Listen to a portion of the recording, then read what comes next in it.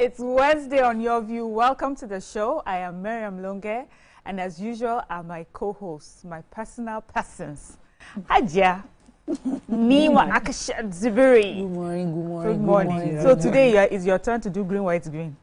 You know, okay. I joined you too. Okay. So finally, I just didn't have what to wear. And this, from my TVC wardrobe, I left it for the dry cleaners at home. So I decided to wear it so that I can return it. Sometimes to my wardrobe. You know, that's something we should talk about. It's harder to always come up with outfits every day, day out. My banter. You were so excited this morning. Tell us. Did you drink something? If you see me this morning when I left home, you would not believe how I got excited. So I don't know. It's very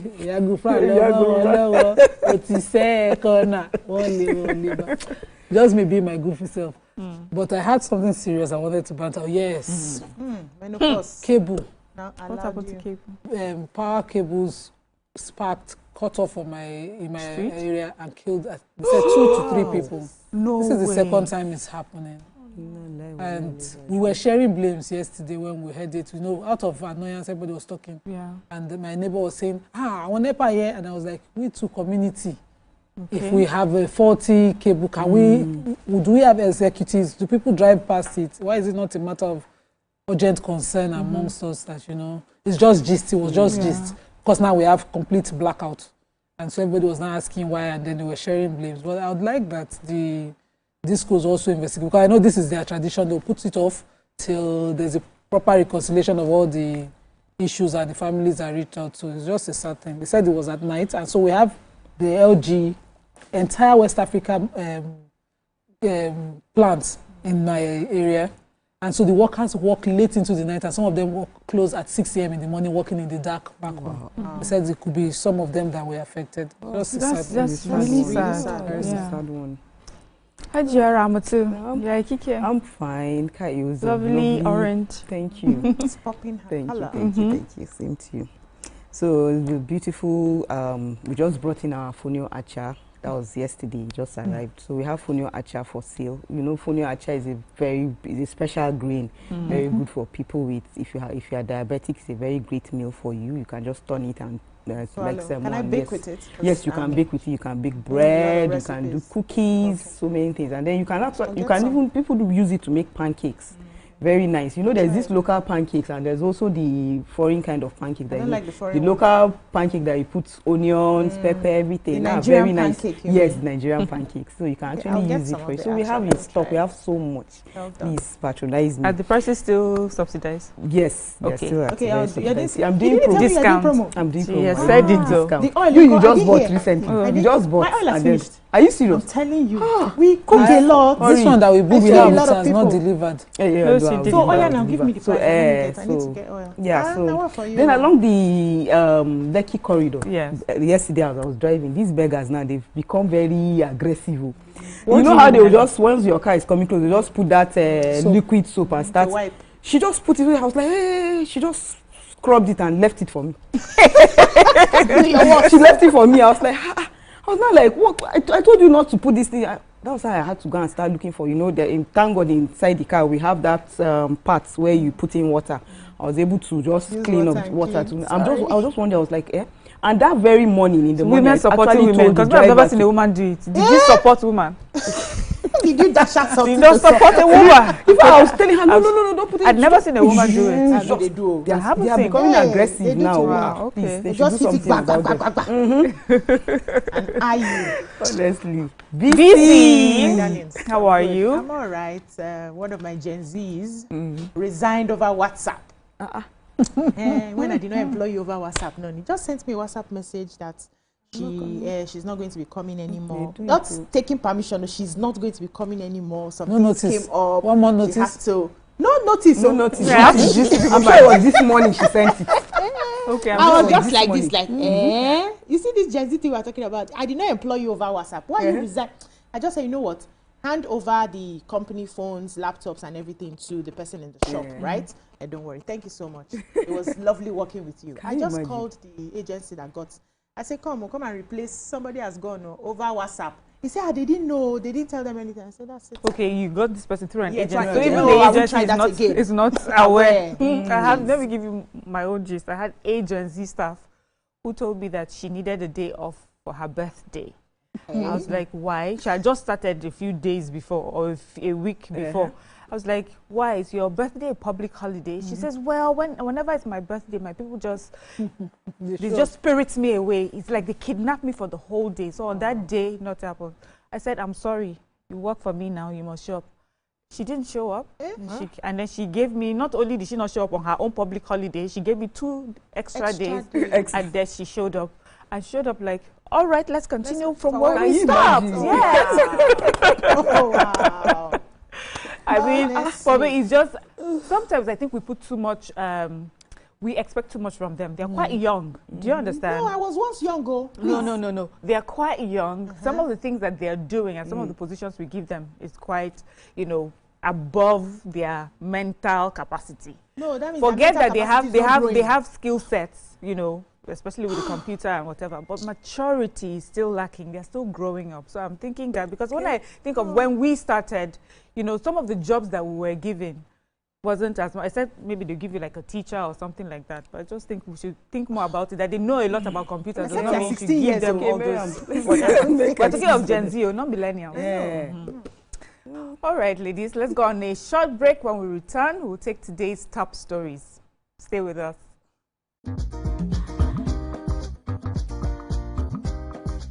Stay tuned. Your View will be right back.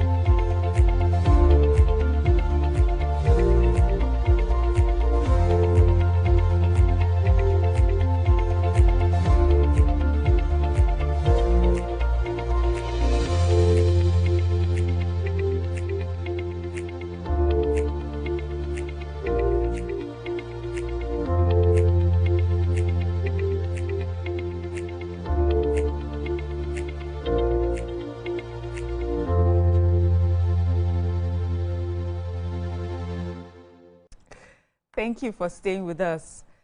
We're looking at the papers right now, and we're starting with The Nation. A major headline in The Nation is Mba joining APC not out of fear, but for prosperity. Okay. They say carnival-like reception for Enugu governor, elected appointed officials into ruling party. IMF raises Nigeria's growth to 3.9%. Existing revenue formula outdated, says Ramfac chairman. PDP chairman, legal advisor clash in court. Credit in math not mandatory for arts in new admission policy. Interesting. Governor Oyebanji is APC's consensus candidate in Ekiti. Senate Electoral Act Amendment bill for passage by December. Who would like to go first? Not mandatory. So a review of admission policy into tertiary institutions, which will liberalize it to accommodate more qualified candidates, have been undertaken by the federal government. The review was made known yesterday by the Federal Ministry of Education spokesperson, Folashade Boriowo, who intended to provide opportunities for additional 300,000 candidates to gain admission yearly. In the current dispensation, they said no more than 700,000 of about 2 million candidates that applied for admissions are able to make it. Now, in the new plan, mathematics will no longer be a compulsory subject for students seeking admission into the tertiary institutions to study arts and humanities-related courses. The statement said that the revised national guidelines for entry requirements into Nigerian tertiary institutions aim to eliminate unnecessary barriers while maintaining academic standards. Under the new framework, students seeking admission into arts and humanities programs will only be required to present credits in relevant subjects, including English language, while mathematics will remain compulsory for science, technology, and social science disciplines. Okay. Now, for the polytechnics, the levels, they said candidates must obtain a minimum of 4 credit passes, including English language for non-science courses and mathematics for science-based programs. Mathematics and English remain compulsory for candidates at the higher national diploma level. So there's a lot of details here, and I'm sure we're going to be taking the story later today. Yeah, we'll be taking that in our hot topic. Let me take yes.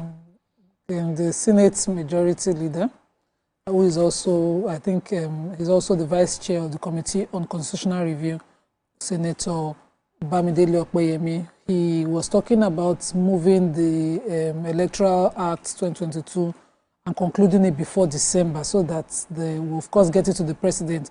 He reminded us about the failure, the inability, not failure, of the late President Buhari to sign it because they moved that act to him in 2022 just as he was, handing over. And so he couldn't sign some of the correction of certain identified lapses in the Electoral Act. But he said they will do better now. They will get so that all of that will be done, dusted, preparing for the 2027 elections. And so, but what he didn't state, I kept reading the story over and over again in case I missed it, is whether it's the same Electoral Act amendment we're talking about of, having our elections done and dusted by November 2026, so that the handing over and everything would tally. Okay. All the appeals and electoral tribunals will be done and concluded before May 29 handing over. But the ADC, the African Democratic Congress, they have answered. They said that proposing to do general elections in November would undermine governance in the country. They said it would mean that there will be a perpetual campaign cycle. Everybody will be focused on campaign, and this will be detrimental to governance and development. And so they are against the proposal to have our elections done by November, and so they don't start, really. Yeah. So I have the IMF gist. They say IMF raises Nigerians' growth to 3.9%.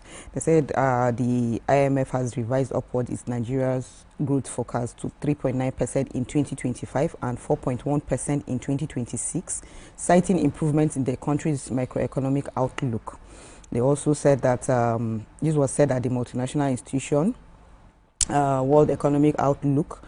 They had an annual meeting in Washington, D.C., U.S., United States. They said Nigeria's upgrade was significant as many other economies saw significant downward revisions because of the changing international trade and official aid landscape.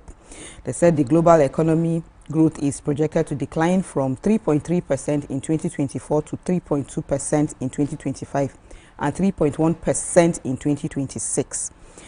They said the IMF Economic Counselor, that's Pierre Olivia, said the fund based its outlook for Nigeria on several improving macroeconomic indicators and supportive domestic factors. Some of them includes higher oil production, and they also said improved investor confidence and the supportive fiscal stance in 2026 and giving its limited exposure to higher U.S. tariffs.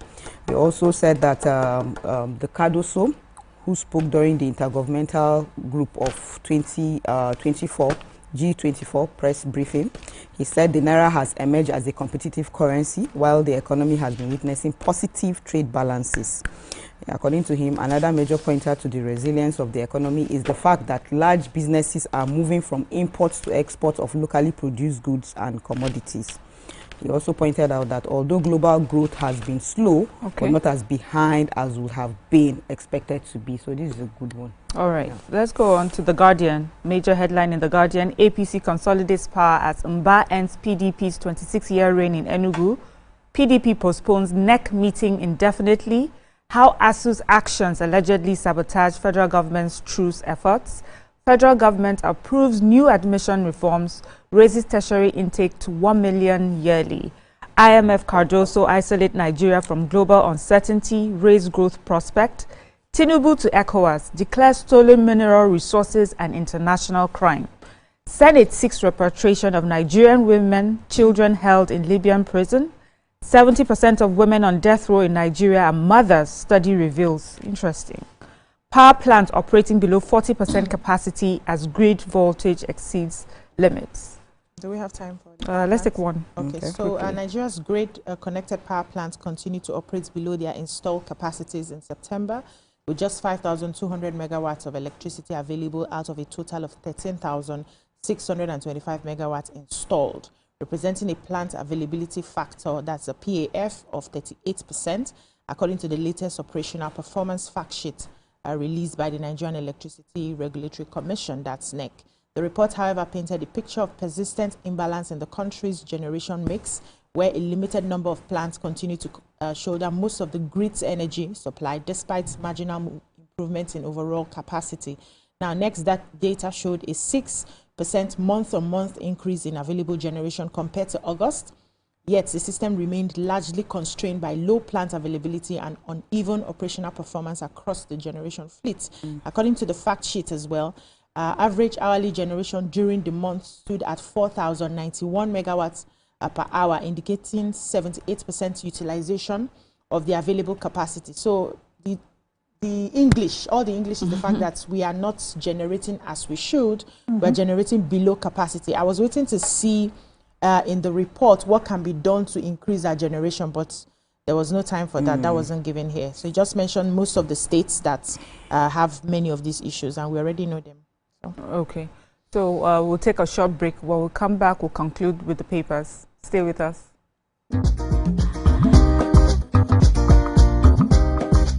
Stay tuned. Your View will be right back.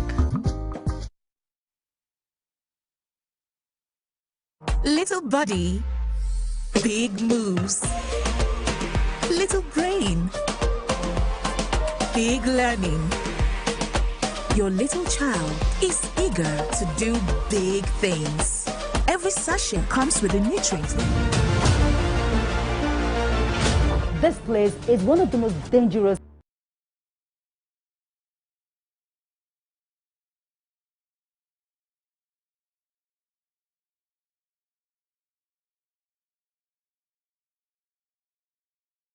Good morning, Marina Station and all the passengers.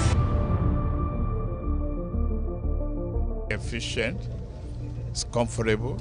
This development will go a long way in reducing congestion and emission.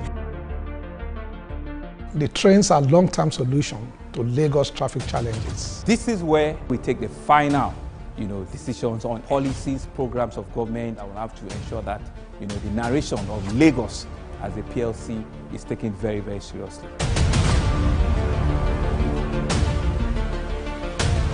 This is a major pedestrian bridge linking Oyinbo here to Apapa Road over there. With this overpass, we are providing what we call a permanent solution.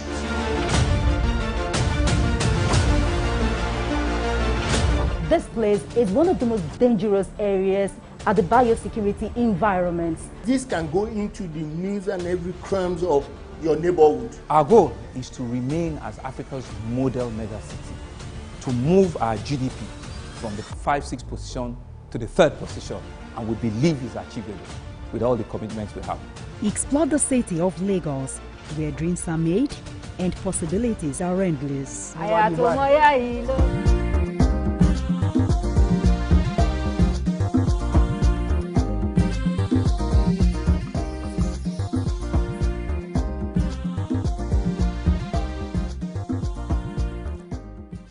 Thank you for staying with us. We're still reviewing the papers. Nima? Yes, I have the 70% of women on death row in Nigeria are mothers, study by the Hope Behind Bars Africa in collaboration with the National Human Rights Commission and submitted by the World Coalition Against the Death Penalty and Friend Development Agency. So this is a subtle indictment to the Council of States on how they arrived at the candidates for the pardon.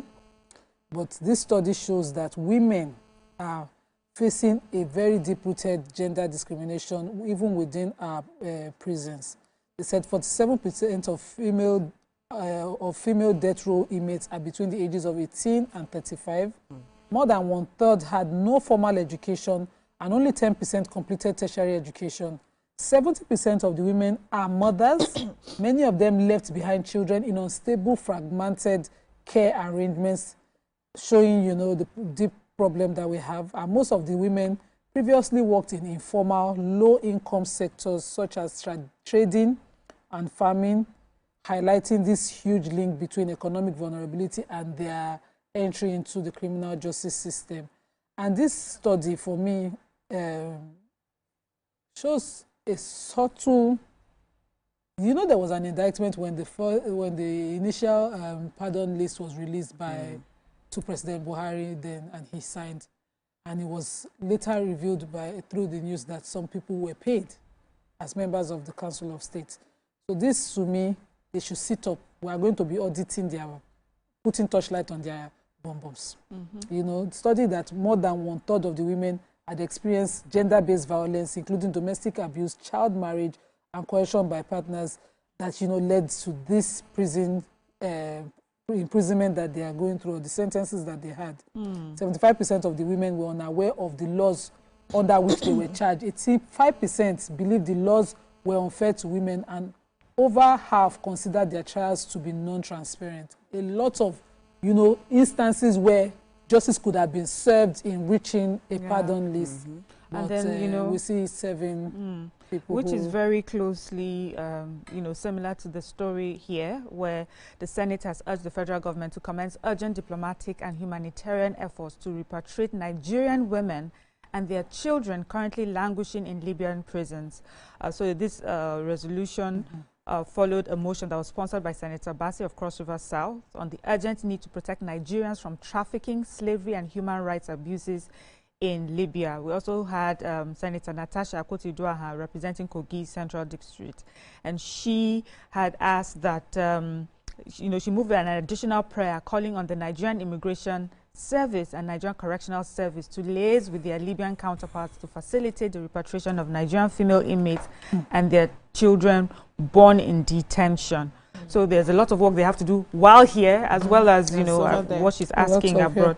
But, you know, the story here, according to Senator Natasha, is that many of the women were victims of human trafficking, and then they escaped, but were, you know, they were forced into prostitution, they escaped, and then they were rearrested, and then they've been incarcerated, where they are now sexually assaulted by prison officials, and then they are giving birth to children who are in prison, born into prison, suffering even more for what they did not know anything about. And so she was saying, like, you know, this is a serious problem, and we should try and hurriedly collaborate with Libyan officials to see how these women and their children can be repatriated. Do you have a prisoners exchange treaty with Libya?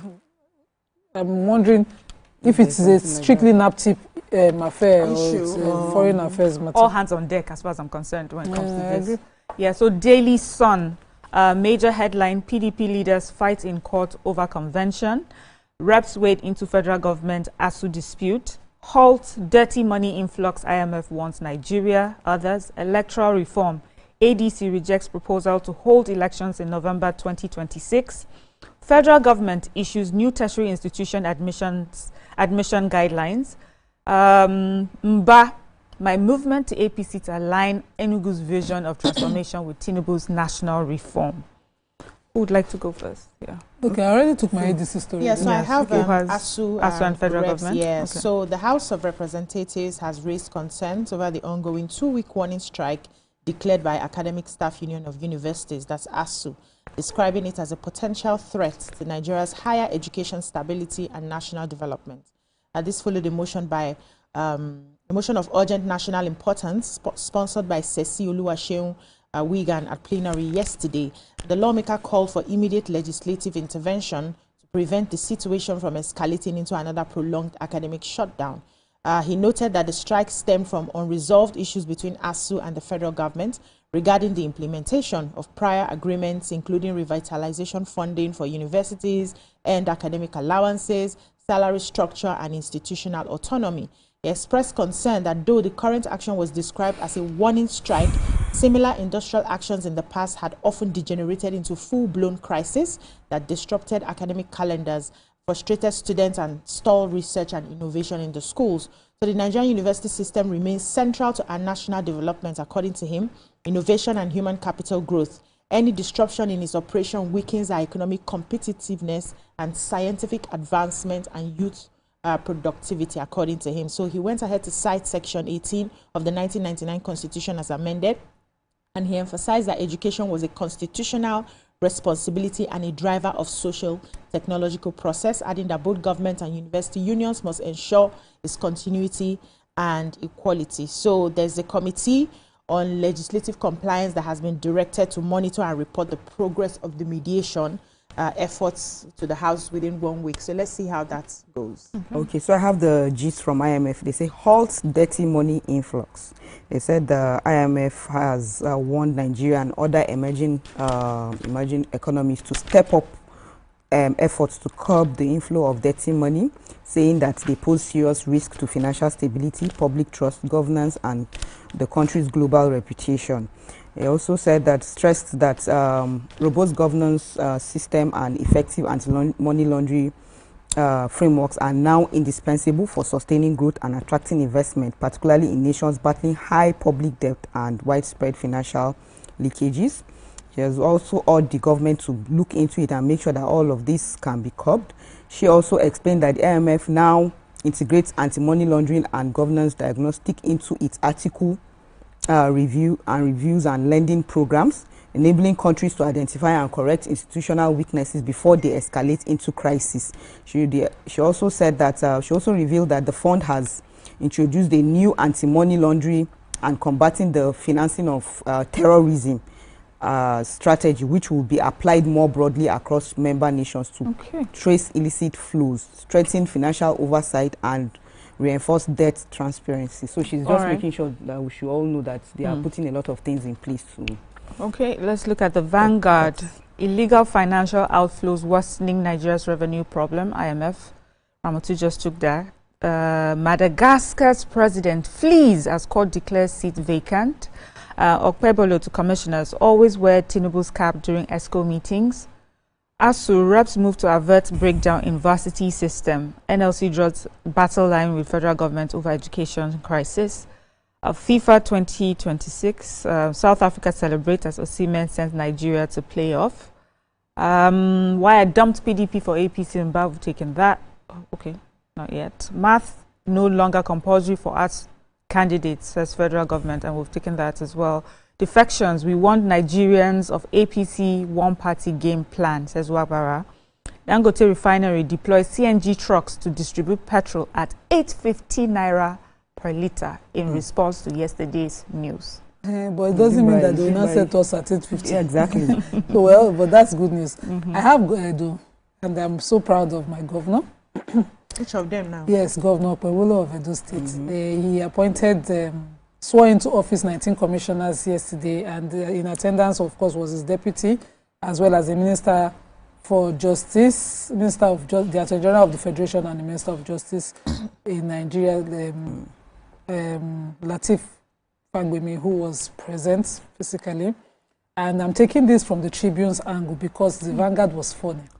The governor, yes, the governor emphasized that these appointments were not, they were based on merit, and they were not just rewards for maybe any political role any of these appointees made. He said their nomination did not come as a reward or their patronage. It is a call to serve the people of Edo State. He said the focus of his administration is on service delivery and tangible results for Edo State, and they are not here for propaganda. They are commissioners who must deliver. He said that, and it is not a money-making venture for them, that this is for service and sacrifice and for a better life for the people of Edo State. And his administration has zero tolerance for corruption, in case any of these commissioners is having wide dreams. And he so charged them to see their new positions as an opportunity to contribute. But they, because he's a very loyal governor. Because I would say, they say always wear. Yes, he told them, he said, if they are wearing any native attire, they are not wearing any suits, he says that they should come to the ESCO meetings in their Shiwaju cap, emphasizing that he couldn't have gotten into office without the president's support. And he's a loyalist, and I don't fault him. This time around, I'm agreeing with him on this one. Yes, if he wants his ESCO members to don the cap, I think it's fine, because he has said it. What if the president didn't work for him? We've had people who, during the former president's administration, who did not have his full support during their state government election. So if this one and is loyal, he wants to be grateful. So there's nothing wrong with the virtue of gratitude, which I support. So he has asked them that if you are wearing native, come Please here. wear their And cap. he added, if you did not wear the cap, we will send you, you will go back home. Go back. Can you Oh, imagine? we've run out of time. I really wanted to take Madagascar president who's fled, as he's been reported to have fled the country as a result of the crisis going on in the country. So that's all we can take on the papers this morning. We're going on a short break. When we come back, we'll look at our hot topics. Stay with us.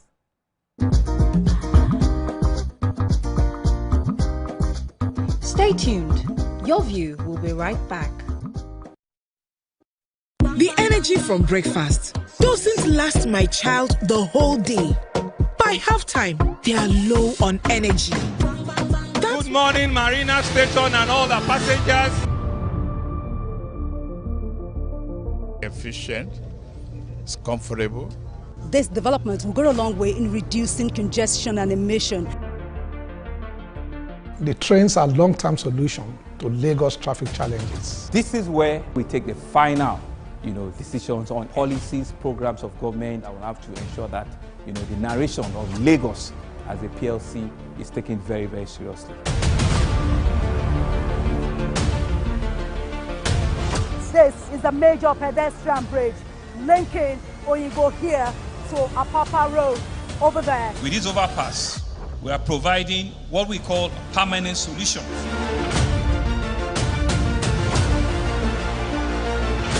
This place is one of the most dangerous areas at the biosecurity environment. This can go into the news and every crimes of your neighborhood. Our goal is to remain as Africa's model megacity, to move our GDP from the 5-6 position to the 3rd position, and we believe is achievable with all the commitments we have.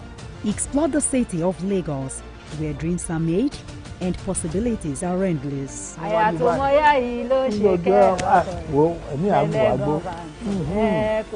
Amadedoja Salamadini. I live in Lagos, inside Lagos. Hey, my people, I greet you plenty. My name is Nachika Okeke. My name na Uwi Balogun. My name is Damilola Banire. My name is Moyo Faraway Ahmed. If you also call me Moyo, listen. And this na Abigail. And I dare on top your view pigeon. I'm going to bring you bass, boost. I don't get person will be single mother before. He carry another man show say na my husband be this. This na wetin you want. After that day, the man no go see am again. If you snooze, you lose. If you miss this show, you miss out. On top this our show, I not dey gree for anybody. When you dey find the husband, you not see sign say the guy smart, you don't vex, don't give signs. If they look for person, we will give them to you. Fact as it be. Men no dey ever get force. If baby not dey for her, na the woman. Talk no dey be person, make person no fit talk through inside. But for this country, we not say if we open curtain in the morning, waiting no good, no good. Me and my sisters, hey, we go stand gidigba for inside studio to give una all the latest information. We not even take responsibility for the children. Please the man. And that's some poria.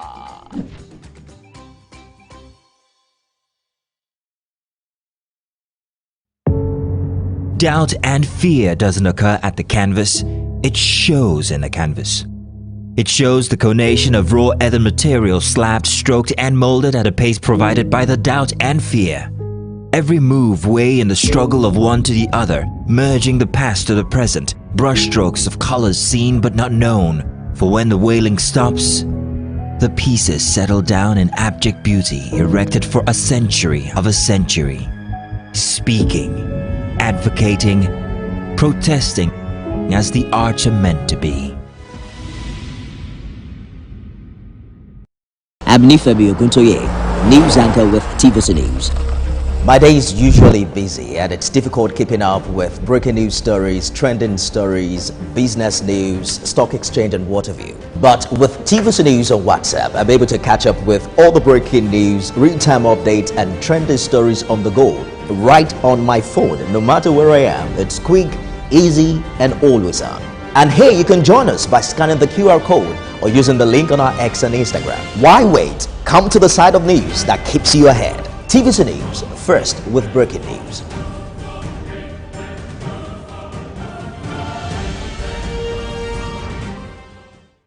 Think fast, play smart, win big. Quick Cash, the game show where every contestant gets the opportunity to win money.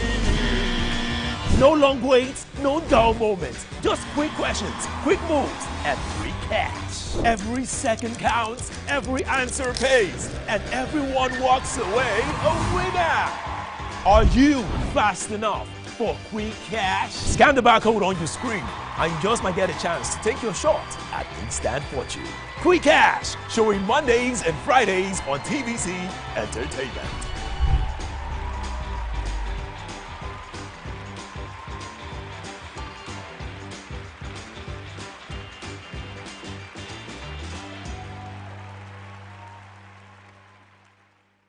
Good morning, Marina Station and all the passengers. Efficient, it's comfortable. This development will go a long way in reducing congestion and emission. The trains are long-term solution to Lagos traffic challenges. This is where we take the final, decisions on policies, programs of government that will have to ensure that, the narration of Lagos as a PLC is taken very, very seriously. This is a major pedestrian bridge linking Oyingo here to Apapa Road over there. With this overpass, we are providing what we call a permanent solution.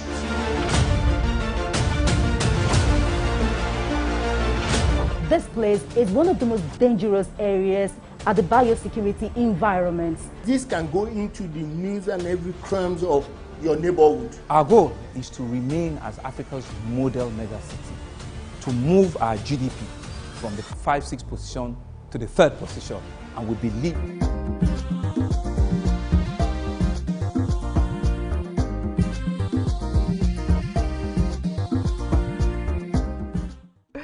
Thank you for staying with us. The real estate industry in Nigeria is no doubt a major aspect of our economy, and recent development reveals that a lot still needs to be done to build capacity and sanitize the industry. One major voice has become known as a father of modern real estate developers due to his impact in raising industry giants for decades.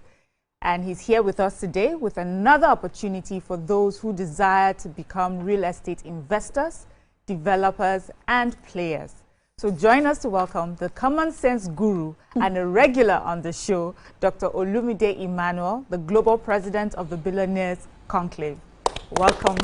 Yes, once again, Dr. This is my first time after Moraya has left. So you are hosting me today. It's a new level. Yes, it's our pleasure. Well, every time you join us, we know that you're here to bring something to empower people, to encourage people. And today you did not come alone.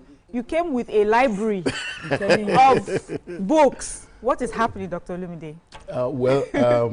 Thanks for having me. It's nice to be here again. In 1997, I bought my first plot of land.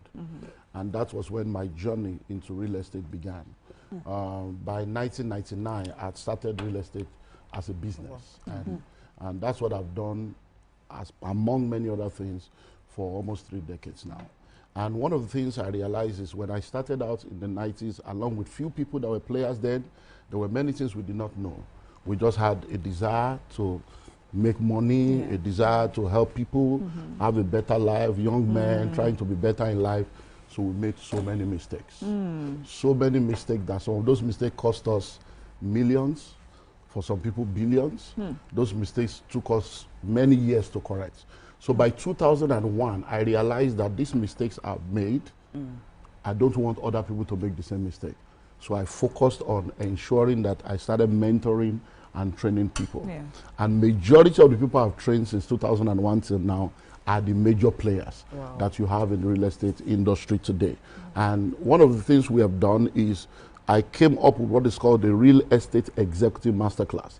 So since 2003 to 2023, I did that for 20 years.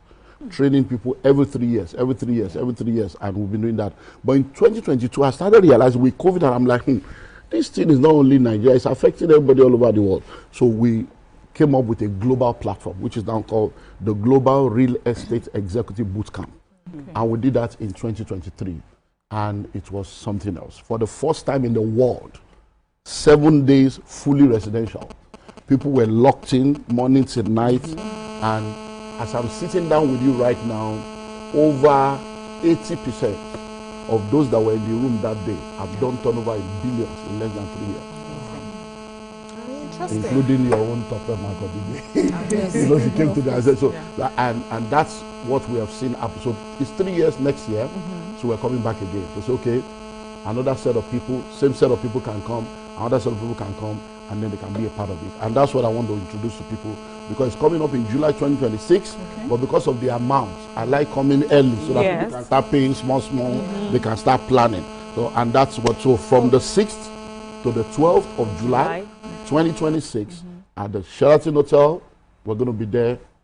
At the Sheraton Hotel, we're going to be there for the entirety of the event, and it's going to be an amazing session. So before we talk about money, Dr. Olumide, we'd like to know what, because you mentioned 7 whole days of learning, fully residential. Learning. We'd like to know some of the things that you are going to be teaching. Okay. We'd like to know if you have people who are going to be speaking with you as well. Okay. Just give us an... Okay, so now, in the last edition that we did, we had 57 different modules that we dealt with. Okay. Now, what I want to do in this particular edition is that many people in the real estate industry, when you look around, it's as if everybody is doing the same thing. Okay. And then you say, oh, the market is saturated. The market is not saturated, but the methods are saturated because people are doing the same thing over and over again. So the uniqueness of 2026 is, apart from everything we did in 2023, we have now added 19 new models.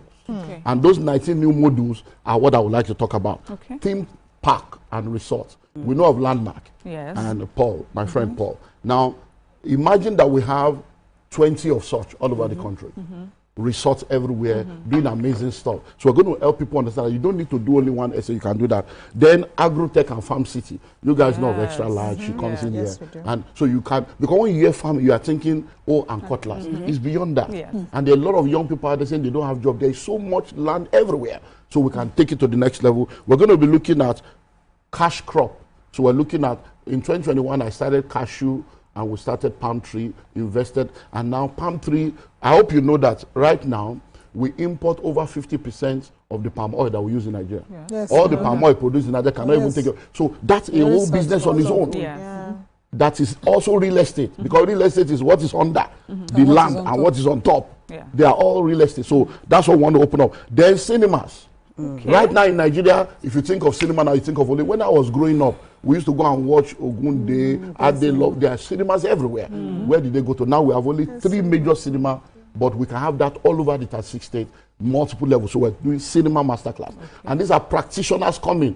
So for instance, now Paul Wannabe of Life will be there, physical sharing. So it's not, I don't do theory. Practical, people that are doing Extra Large, will be there to say, look, this is how we started, these are the mistakes. So all these people are coming. Then cemetery. I hope you know we are all customers. I read it. All of us are customers. When I saw but people are not thinking of the money. Do you know that just that small vault is more expensive than many plot of land? But people are not going into that one. So we're going to show you the business, and we are bringing, you know, people that are in the field. Ebony vault, we all know Ebony, they are coming to come and say this is how it's done, and these are generational. So we are doing event center, masterclass, hostels. I hope you know that there is hostel crisis right now. Universities can't do so. Hostel, I have a guy that when he came in 2023, he was into normal site and service.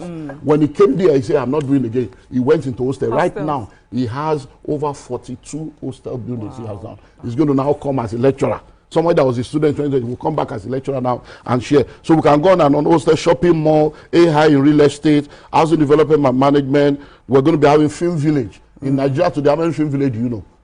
Couple, maybe 2. So we are talking Nollywood, Film Village. These are investment opportunities in real estate that people can put money into, even if you are not a practitioner. You can be an investor. So all these prefabricated houses, I hope you know you can build a whole house in 1 month. Wow. Complete. Yeah. And we have prototypes already. We still went to visit. So these are all things we're going to be looking at, and warehouse masterclasses, lead generation, apart from all the normal models. So what I want people to know is that this is an opportunity of a lifetime. And for what we do, one of the uniqueness of what we do is everything we do, it comes with money back guarantee. So if you pay the money, you show up, do the 7 days, say, this is a scam, we will return your money. And guess what? Nobody has ever asked for their money. Now, where is so as I was like looking at this for thing, everyone. sorry. Yeah. So as I was looking at it, fantastic. It's just fantastic, and it's something that we should key into. But you know, Nigeria, as a Nigerian, we'll ask the major. The real cocoa, how much, and how are we going to pay for it? Well, the reason why I'm here is because it's 50 million naira. But I'm here because we're giving 50% discount. Like I said, I'm a businessman, so it's all about mathematics. If you pay me now, I won't need to spend 50 million on publicity. Do you understand? Then it just reduces my publicity cost, then you help me to help you. So we're doing 50% discount for people to pay 25 million naira if they're able to plug in between now and 31st of December. And you don't even need to pay the 25. Just lock it down with 5 million. Then I know that that slot is gone. Because we only have 100 slots. We already 40 something is 30. We have just about 61 slots available. 61. So if you want to plug, it's just 25 million naira. And you just pay 5 million and you spread the balance of 20 million till June. So you have enough time to be paying. Dr. Olumide. Yeah. 25 million. But I'm looking at these things that you brought. These books that you brought today. Are these what we'll be digesting so that we'll know whether 25 million is what Okay, so now, see, if I start doing the mathematics, you are staying in an hotel, Sheraton Hotel, go call them by yourself. You know me, you can go and fact check it. How much is Sheraton per night? Multiply it by 7. You will eat for 3 times a day. Multiply it by 7. The hall we are going to use, find out how much. Multiply it by 7, divided by the 100 delegates. Then publicity, then speakers. We are having, are you ready for this? 42 speakers. So what you are going to get now, this year right now. No land. Everything we did in 2023 is here. Everything, the entire PowerPoint of 27 speakers, all the major players in real estate, they were all there. Now, this is the video, 127 hours of video. Everything, so you are going to get the entire 2023 pack. These are all the different, you see, in 2023, I told them, don't buy land in Ekpe. All of you buy in Ekpe, stop it. They didn't list it. So everything happening in Ekpe now, those of us that know, we have already told them, because these are the master plan. Lagos State is very organized. In 1999, the president was the governor. He came up with 25-year master plan. Then people didn't take it serious. We followed that master plan. 2 years ago, they came up with 30-year master plan. This is the 30-year master plan of Lagos. Till 2052. People will ignore this one. They will now go and be building in places as if government is demolition. The plans are there. This is Badagry. Badagry is the next move. This is Lagos mainland. All these things are in Lagos State Secretariat are there. They will not go and collect. They will not go and buy. These are the plan of Ekpe. Now they have gone to Newtown. All these things, you are going to get them. So what you are getting, the value of the material alone is 6 million. So you can go and buy it by yourself. You don't need to go and buy it and go. But this is not what you are going to do. This is just textbook to go home with. What you will be getting. You are going to give them each other. Everybody's going to get it. That's why I brought it. Everybody's getting this, all this, and more. They are going over to it. I have the Abuja one is here. Yes, this Abuja master plan. This is all the area of Abuja. Everything is here, so that you know where to buy land, where not to buy land. And guess what? I have studied this thing even from the days of El-Rufai when they were demolishing till weekend now. None of these things are affected because government has plans. It's people that think that government. This one is funding. You want to get money. For instance, if you're a woman, you want to go into real estate now, there is free money for you as a woman. That me, I can, because there are a lot of organizations that are empowering women in real estate. So real estate funding, crowdfunding, look, blockchain, even, look, this is not be joke. And guess what you are going to get again? Once you come to that program, I'm going to now mentor you for 1 year. Okay. Wow. So you get 1 year mentorship, which is even more than 25 million. Then this is the Oga Patapata of them all. Everybody, we are giving 30 billion naira real estate. So every delegate, you are getting, are you ready? 300 million worth of real estate when you come. Wow. So we train you. You don't need any money. After you are paid, then I will now say, this 300 million naira land. Go and sell, and you get 10%. It's how you just mentioned that 30 million, the 25 million you pay, you collect the 30 million as 10%. And we'll have taught you how to sell, who to sell to, what to do. You will have learned. Nobody that attended 2023 regretted it. As a matter of fact, the 39 people that have registered now, 25 of them are part of those that came in 2020. They have already blocked it so that they will not miss opportunity. So if you are listening to me right now, call. There are some people who are listening. You know, you always do this where some people are saying they cannot be physically there. And it's not just Nigerians that hear you. People all across Africa, yes, you know. yes, now, you see, for this join. one, you cannot do VATA for 7 days. It's not healthy. It's not realistic. 7 days VATA is but what we have done is for people that say they don't want to be residential. Yes. Because some people live in the GRA of Ikeja, some people live so they can easily come in and go out because of the security. It's easy to move around in that area. So what we have done is, if you are coming non-residential, since you are not paying for the hotel and then you are not eating dinner, then for those ones, they can pay 15 million. And then if they pay between now and December, we'll do it at 10 million. Oh, but they will still get everything except for dinner and the hotel. Yes. Okay. Yeah. But there will be some, you know, you have this, your inner one-on-one mentorship. Yeah. For the residential. No, so those ones, the price cannot be announced. Because they are members, they already know their own price. If you are a conclave member, they know that I'm not talking to them because I've already spoken to them. They know their own price. Hey, but for those who pay for residential to stay back, there are off hours. There's no off hours in this one. After dinner, they go and sleep. Yes, 10 p.m. You are there. 10 p.m. Hey, those people who are not residential will not be. They will miss all that. That's why you must know. Some people can stay till late. It's better. That's why it is fully residential. Yes. Because if you are not residential, there are many things you will miss. All those, people are gisting till 2 a.m. sometime, because it's not everybody that share the same values. Some people are still networking, going to do their own club inside the hotel. They have the energy. But we don't do that. We just go and sleep and wait for the next day. So it's an amazing opportunity that people should not miss, because a lot of people have made so many mistakes in real estate. Yeah. But you also mentioned that you'll be giving, participants 300 million worth. Each, that's 30 billion. And you're going to hold their hand through that. For the 1 year. Could you explain how that would happen? So the one we did last 3 years ago, we gave each participant 5 acres of land, which was 60 plots. Now, some of them sold the land within 48 hours of the class. Okay. They made their money back. All of them were able to. So what we do is, once you come into this class, I will now take you on a 52 weeks mentorship. Okay. So everybody that comes, they are put on a WhatsApp group, and then every week, every Monday, they get an update from me that gives them next step, do this, and then they are on a platform where they can ask questions. So it's really mentorship. No.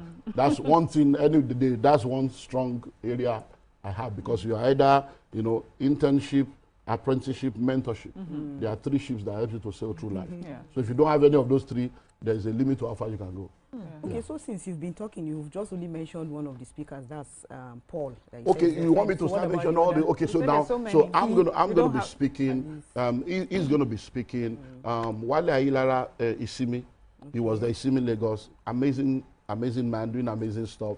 He's going to be there. We have Ebony Live Vaults, so Ebony Live people are going to be there. We're going to be having TMO is going to be there, talking about starting out in real estate as a woman. Yes. Women in real estate masterclass. How do you start out? Because it seems to be a male-dominated field. How do you go? How do you do that? They were going to be having Zelos is going to be speaking. Then we have Life Page is going to be speaking. We have Life Card. Those in real estate know all those people. And so Grace Ofure is Life Card. Timothy Oladipo Clement is Life Page. We have the Pertinence guys that will be coming. Sunday Olorunshia, Wisdom Ezekiel, and on and on and on. If you look at the brochure here, we have all these amazing people that came in the last edition. Many of them came, they are come back. Atunishe is coming back again for Shortlet Masterclass. He's the CEO of Shortlet Everywhere, Property Everywhere. And so, is there scholarship? Because of time. I didn't ask you, would have been disappointed. Because of time. After 50%, just so that we make sure you get everything that you came here for, is that some people are watching, they would like to know how to get in touch with you to join this boot camp. So call the numbers. I think they're going to show the number on the numbers on the screen again.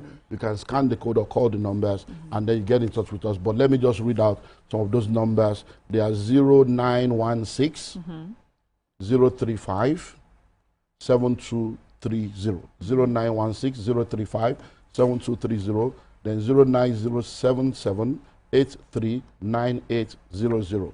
09077 839800. And finally 009 144 7423. So it's on the screen. I think if you're watching, better take a picture. One host, 7 days, 75 modules, 42 speakers.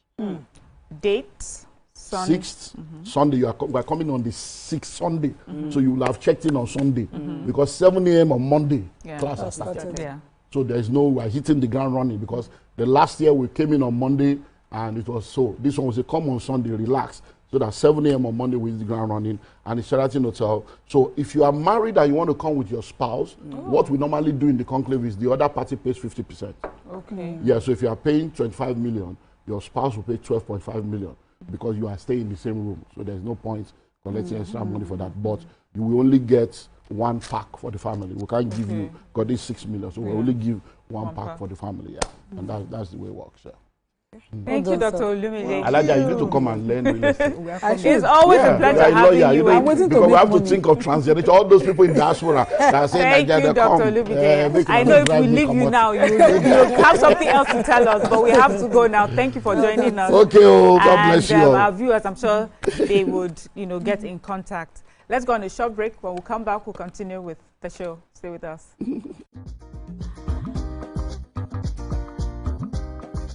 Stay tuned. Your View will be right back. Milo 3-in-1 Milky and Creamy is truly milky and contains calcium. So, no need to add milk for that rich, creamy cup, which helps to nourish your kids. With all the commitments we have. Explore the city of Lagos, where dreams are made and possibilities are endless.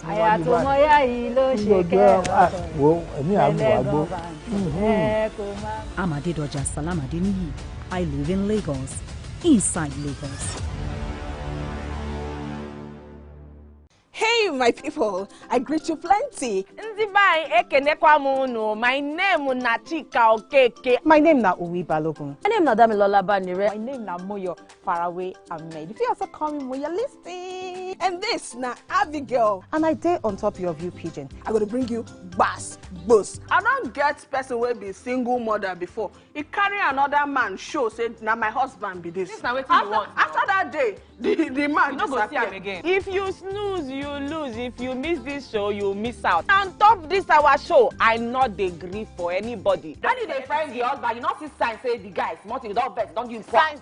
If they look for person we go give them to you, fact as he be. Men no dey ever get fault.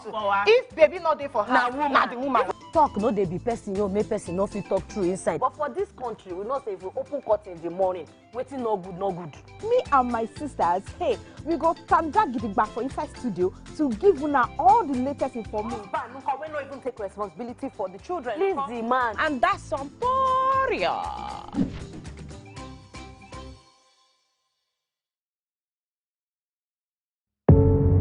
Doubt and fear doesn't occur at the canvas, it shows in the canvas. It shows the conation of raw earthen material slabbed, stroked and molded at a pace provided by the doubt and fear. Every move way in the struggle of one to the other, merging the past to the present, brushstrokes of colors seen but not known. For when the wailing stops, the pieces settle down in abject beauty erected for a century of a century. Speaking, advocating, protesting as the arts are meant to be. Law 5. News anchor with TVC News. My day is usually busy and it's difficult keeping up with breaking news stories, trending stories, business news, stock exchange and what have you. But with TVC News on WhatsApp, I'm able to catch up with all the breaking news, real-time updates and trending stories on the go, right on my phone, no matter where I am. It's quick, easy and always on. And hey, you can join us by scanning the QR code or using the link on our X and Instagram. Why wait? Come to the side of news that keeps you ahead. TVC News, first with breaking news.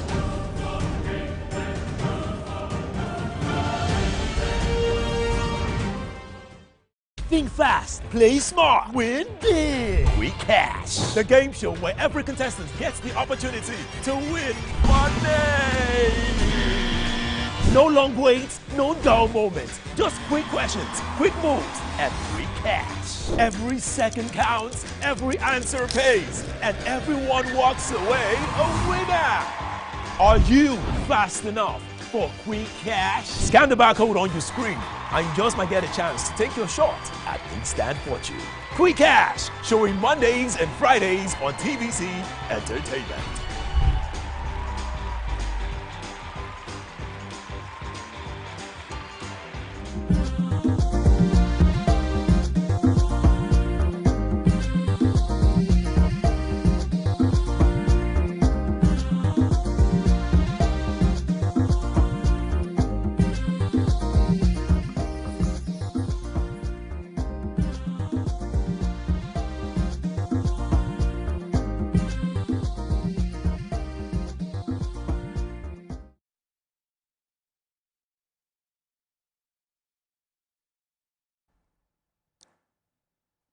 Thank you for staying with us. So the Federal Ministry of Education has announced that mathematics will no longer be a compulsory requirement for arts and humanities students seeking admission into universities and polytechnics. The move aims to remove barriers while maintaining academic standards. However, it has divided opinion nationwide. Supporters hail it as a progressive reform that relieves art students of an unnecessary hurdle, while critics argue it could lower educational standards and weaken academic rigor. The key question now is whether this policy promotes inclusivity or undermines the value of education. And as usual, you can join the conversation on 0201-635-2013 or 0902-416-3440. You can also tweet to us at TVC Connect using the hashtag YourViewTVC. Ladies, when I saw this news, I thought, I have to be honest, I was divided. At first I thought, I think, it's important that we move with the times. I know that for many schools, like abroad, there are some courses that you need to do. You don't necessarily have to have a credit, in math. You can have a pass, things like that. But I know that for us in Nigeria, it's important that you must have a credit. So not just a pass, credit, no matter what it is that you're studying. So the part of me that agrees with it is, it allows for those who their strength may not necessarily be math, but they're so good at the career that they are, looking to pursue. And sometimes that math can stall their progress for many years until they are finally able to get it.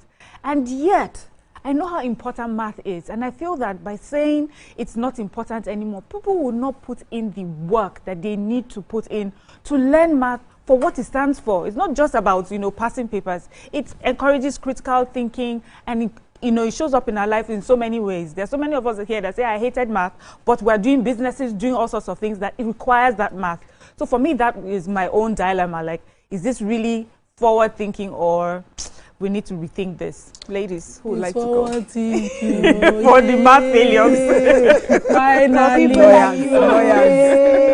Thank you, Minister for Education.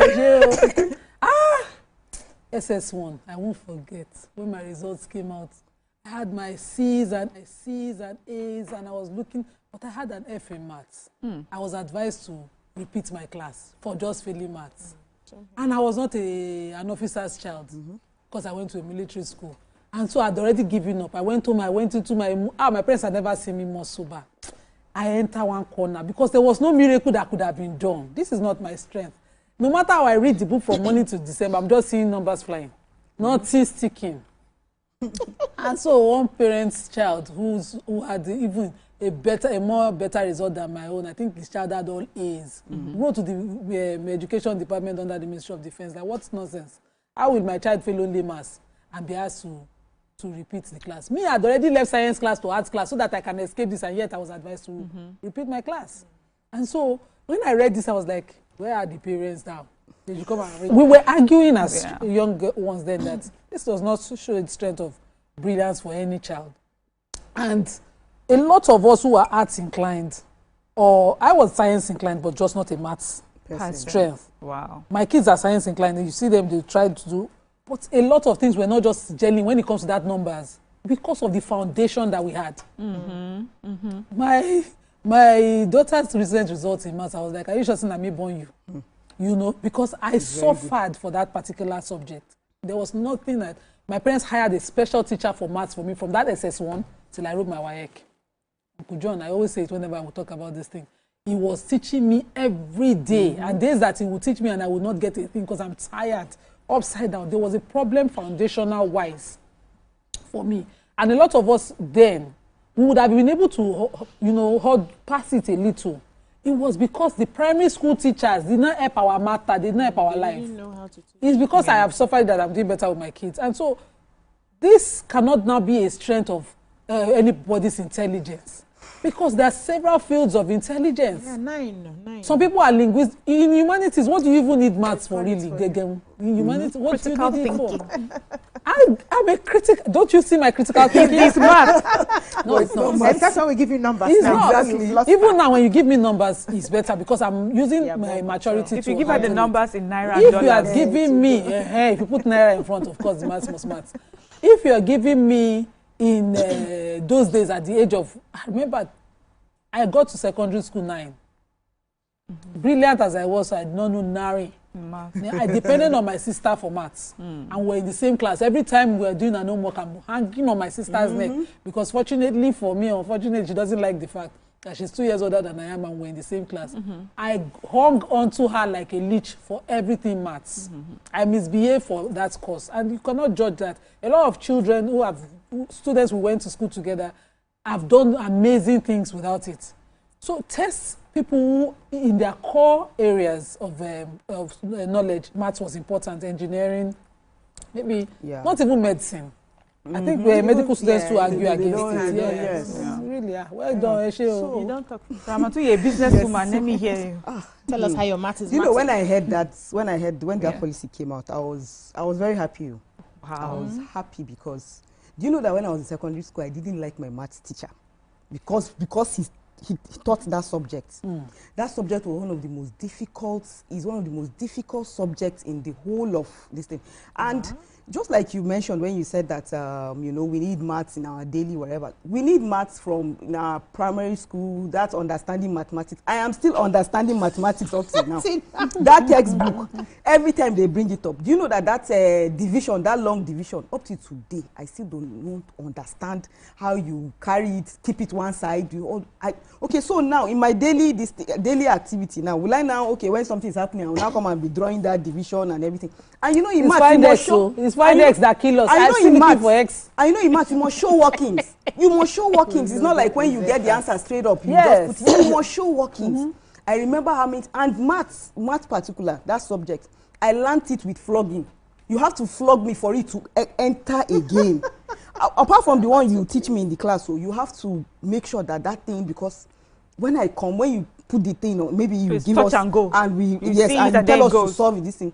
If we solve it, I'll get to a certain stage and I'll be stuck. So you have to flog me to be able to complete. Oh my goodness! To complete, so that my brain will charge and everything. There were teachers we didn't like. I know I had some friends, Deborah, if you are watching, Deborah Ogalahi, and so they don't like maths. Whenever the maths teacher comes, they already know. So was it math or was it the teacher?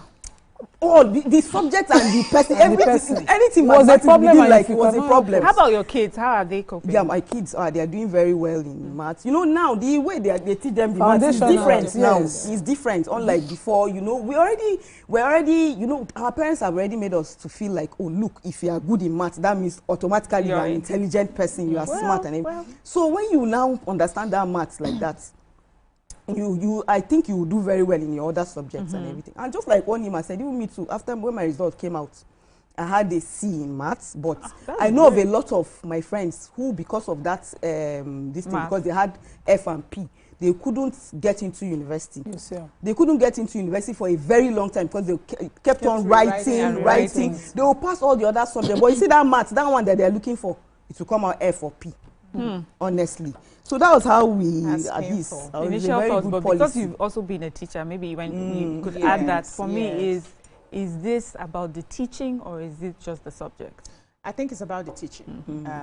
So first of all, I think we are not solving the root cause of the issues why students are not passing maths. I know that there are like 9 types of intelligences. They have a mathematical intelligence. Those ones, they don't even need any teaching. Once they see the numbers, they're able to sort it out. They have it. We have linguistics, we have spatial, we have existential. There's so many intelligences, about 9, according to Howard Gardner. And I understand perfectly that because the foundation, like Nima rightly said, is wrong in maths, many of our teachers at the time that they were teaching us, is a lot different now. You can see that with our children now. But at the time they were teaching us, they did not even understand how to teach every child in the classroom. Understanding that we have different learning patterns as children. And that is what working in an international school helped me understand, that every child in the class should not be taught the same way. Yeah. So we have children who are, I would like to use the word, they are mathematical. We have others who are, maybe language now, who, when you are teaching someone who's tilted towards language, for instance, mathematics, or a kinesthetic child, you are not supposed to just write on the board and move away. For people who are visual, they can see what you are writing, they are logical, they can pick it and understand. Many children will not understand it. But because the teachers were not trained to handle every child, one of the things I learned was, for me to prepare a lesson note in class, I have to pay attention to all the learning needs of the children. So that lesson note, one note for one subject, that lesson note, I will pay attention to auditory children. Yes. I will pay attention to visual children. I'll pay attention to kinesthetic children. Many of us, I'm sure Nima she's still kinesthetic, will not be able to sit still and hear you talk in class. Imagine if you had brought what's this cover? These bottles now, bottle cover. You put it on suwe, counters, or you jump over and jump over. We will understand it. But when you're doing quadratic equations, you have this kind of bottle top. No, hold on. We're talking about foundation. Okay, yeah. So you build that confidence in the child. Even in the quadratic equation, there are ways you can apply kinesthetic teaching to it. Give them tasks to do and explain the meaning of that task, and they get it. So we didn't go through that. We didn't have that. So it made it impossible for us to understand maths. But maths is very important, whether you are a logical brain or you are creative brain. Some of us here are creative brains. Bisi, I'll let you finish with your thoughts when we come back from this break. Stay with us.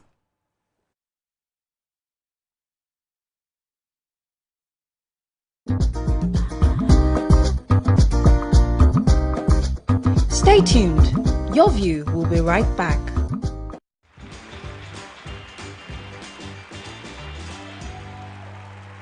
Good morning, Marina Station and all the passengers.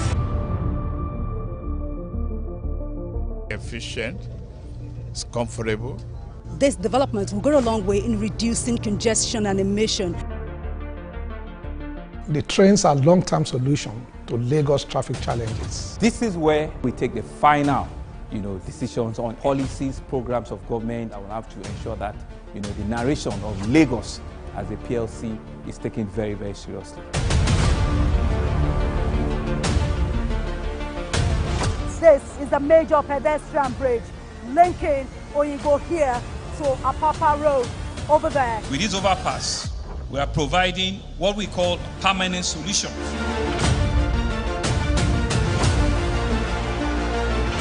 This place is one of the most dangerous areas at the biosecurity environment. This can go into the news and every crumbs of your neighborhood. Our goal is to remain as Africa's model megacity, to move our GDP from the 5-6 position to the 3rd position, and we believe is achievable with all the commitments we have. Explore the city of Lagos, where dreams are made and possibilities are endless. I'm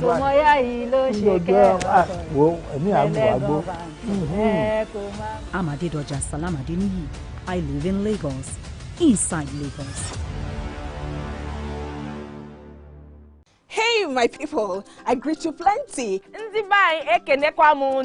name is Nachika Okeke. My name na Uwi Balogun. My name na Damilola Banire. My name na Moyo Faraway Ahmed. If you also call me Moyo, listen. And this na Abigail. And I dare on top your view pigeon. I'm going to bring you bass, boost. I don't get person will be single mother before. He carry another man show say na my husband be this. This na wetin you want. After that day, the man you no go see him again. If you snooze, you lose. If you miss this show, you miss out. On top this our show, I not dey gree for anybody. When you dey friend the husband, you not see sign say the guy small thing, you don't vex, don't give him signs. If they look for person.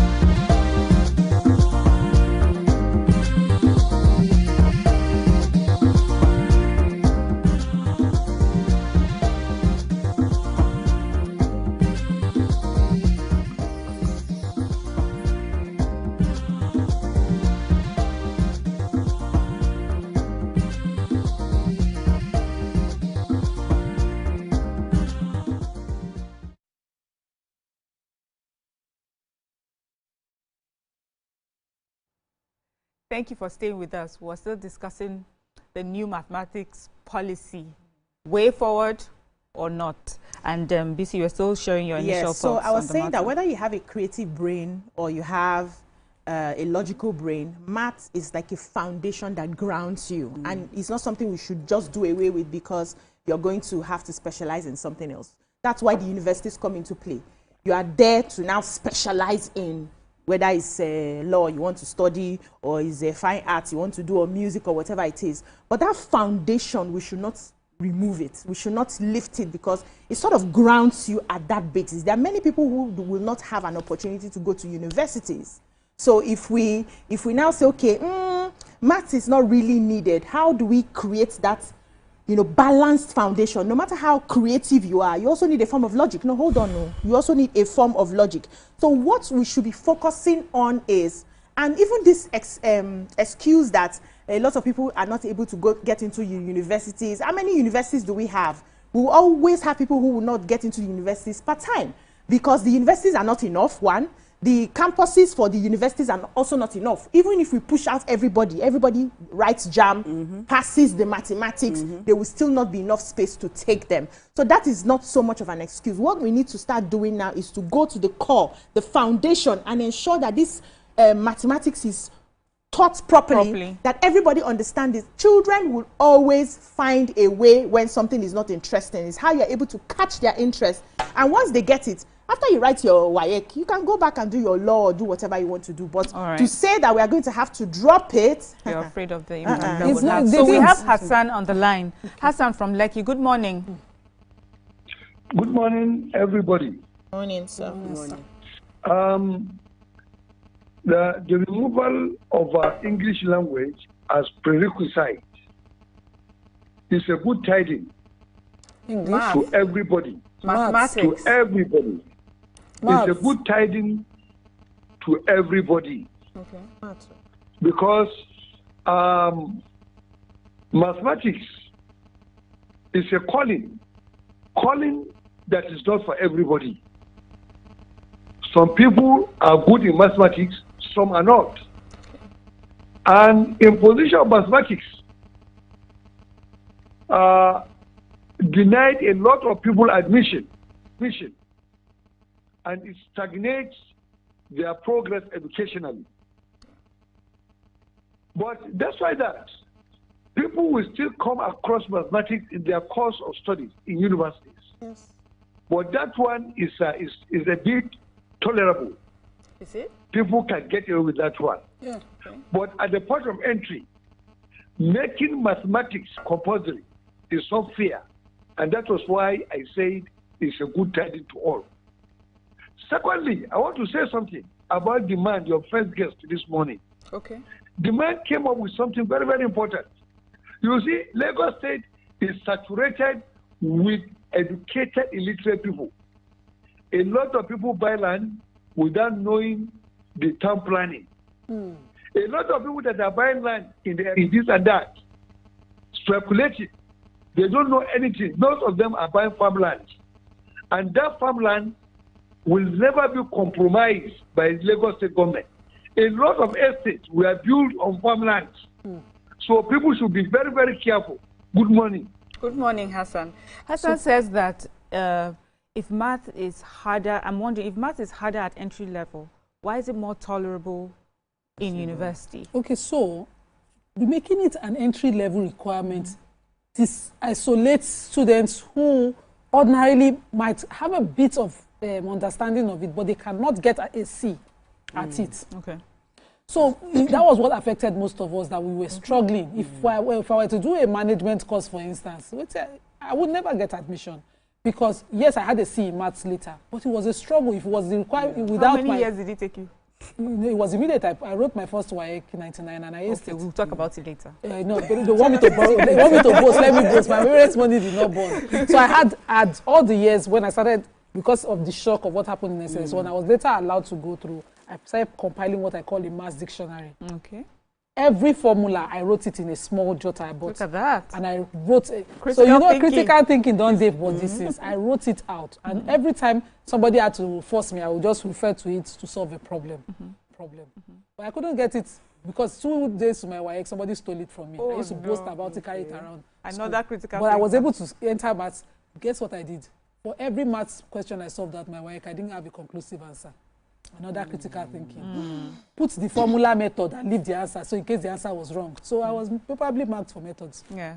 But before you go into that, let me just take Debbie from Abuja and then we'll come back to you. Debbie, good morning. So Debbie, don't vex. So if you put it as an entry-level requirement, it will cause non-inclusivity for most of us who were arts inclined, who were doing well in other courses. We would ace it naturally, but we will be we have anxiety around maths. Yeah. A lot of us writing the WAEC, which is come and see maths day, there was serious tension, and then the teachers did not help us. So you had asked the question of teachers. Yes. I had an amazing in school from SS1 to 3.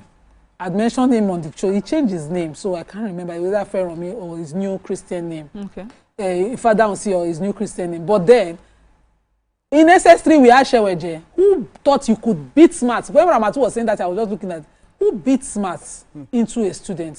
One of us was brought before the class one time, and she was asked a simple question as 3 times 4. We were all whispering to her, 12. She wrote 21. Oh. She changed it to 29. Each time she missed it, she was beaten in front of the whole class. Yeah. She was beaten till she could not even answer the question again. She just stayed lied down for this man to beat her. How do you teach and torture and traumatize a child into a subject? That subject and that child will never see eye to eye. And so it was something that we suffered as children. Whereas foundational-wise, if somebody had helped us, when my child was in nursery school, and we're doing online class in 2020, and teacher was saying to him, Imran, 2 plus 1, and he did not answer. I don't know it. I said, ask him 2 cars plus 1. Simple. And she just said, Imran, 2 cars plus 1 car. Oh, 3 cars. And he moved on. Because he was into cars at the time. Yeah. Toy cars were the thing. Yeah. But she was going on and on. So that's what the he problem now gets is. it to a stroke. I said, this one, no, they use stroke. The sister can use stroke. But you see this one, you ask him with items. What he likes. That's how we did homework at home. And when he does his homework, he'll seem like I did it for him. But no, I know my child. Most of the teachers, they did not bother to engage us. You're right. This your story reminds me of when my son was asked to draw a picture of his family in pre-primary. And he drew us as dinosaurs. Daddy dinosaur, mommy dinosaur, him dinosaur, and his sister dinosaur. Let's go on the short break. When we'll come back, we'll continue with our conversation. Stay with us.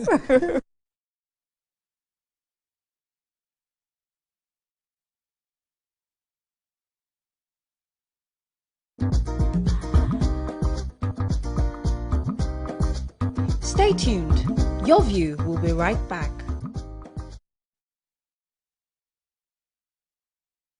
We will give them to you. Fact as it be. Men no dey ever get force. If baby no dey for her, na the woman. Talk no dey be person, make person no fit talk true inside. But for this country, we know say if we open curtain in the morning, wetin no good, no good. Me and my sisters, hey, we go tanda gidigba for inside studio to give una all the latest information.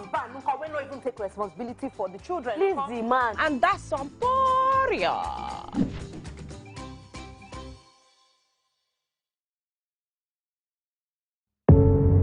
Doubt and fear doesn't occur at the canvas, it shows in the canvas. It shows the conation of raw earthen material slabbed, stroked and molded at a pace provided by the doubt and fear.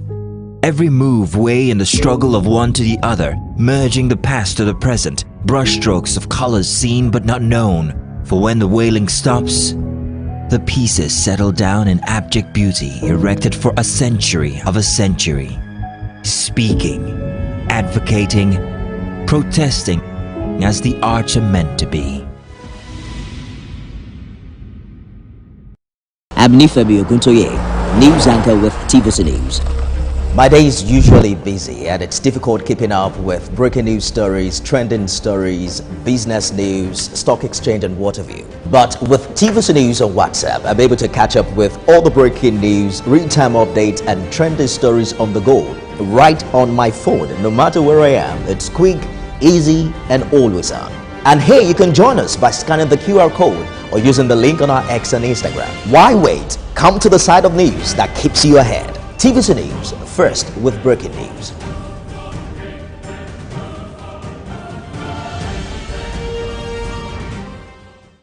Think fast, play smart, win big. Quick Cash, the game show where every contestant gets the opportunity to win money. No long waits, no dull moments. Just quick questions, quick moves, and quick cash. Every second counts, every answer pays, and everyone walks away a winner.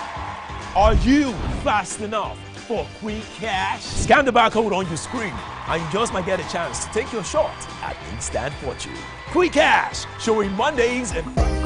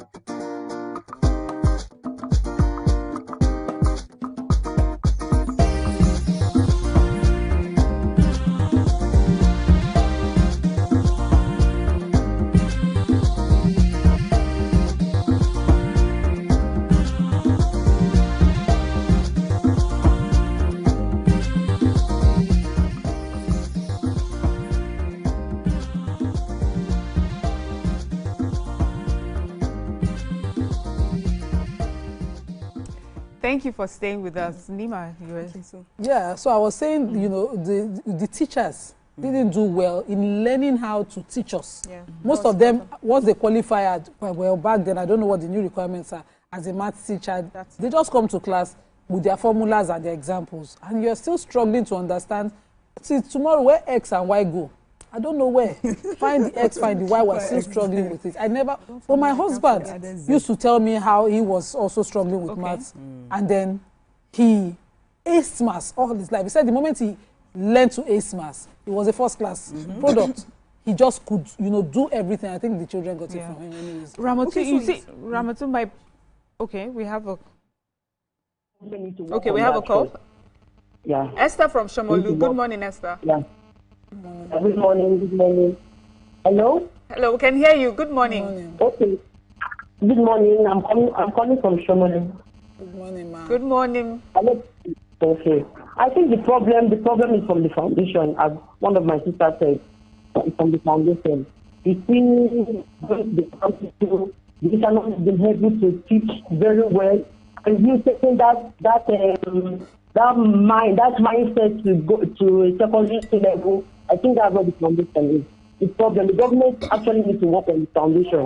That primary school, everything, you need to work on that. The teacher not being able to explain very well for the kids. Okay, that's what the problem like. Thank you. Thank you, Esther. Ramatu, I was going to say, right, that all of us here, we have explained how just the way we were taught has affected us. So if teaching is the problem, right, why don't we instead invest in better teaching techniques, better teachers, instead of taking it out? Let me tell you why I feel so. Because my fear is when you say something is not that important, people are not going to put any, they'll put very little or no effort towards it. And whether we like it or not, math shows up in our daily lives. I would not like to deal with a businesswoman who does not know how to calculate my change, you know, or things like that. So how do you see that? So first of all, as a businesswoman, that's money. You know, once there is naira or dollar or whatever in front, we'll calculate it perfectly well. We'll do it well. We can do all the almighty formula to get to that amount. So when it comes to business, it's a different thing entirely. So like what BC said, I don't think taking it out totally is somehow. At least let's do the maths, but let's not be gradable. Is it gradable or what? Let's not be the prerequisite. Let's not make it compulsory that you must get a C. If you can get a P, it's fine, but not F at least. But I'll make sure that at least you'll be able to get a pass mark, so that we'll be able to, you know, not to remove it totally. Because but haven't you noticed that most people who fail math, so yes, there are some people who are very good in some subjects, but then they fail just math. But most people also who fail math tend not to do so well in other subjects. I've seen that. Yes, because they've already, okay, so foundation, right from when we were little. Like, I'll give you a typical example of me. Right from when I was little, the fear of maths has already been put in me. Yes. Okay. I had a teacher, when I was in primary school, I was in primary 4.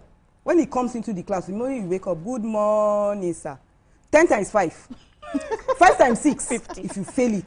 This is like, go to the front of the class and face the board, or you kneel down. You understand? So once it's time for that maths teacher to come in, we're already scared. We're already traumatized. We're already, you know, scared. So most of us will take the back of our exercise book. You know that time there's always timetable at the back of your set. Yeah. We will start cramming. We don't learn it. We'll be cramming.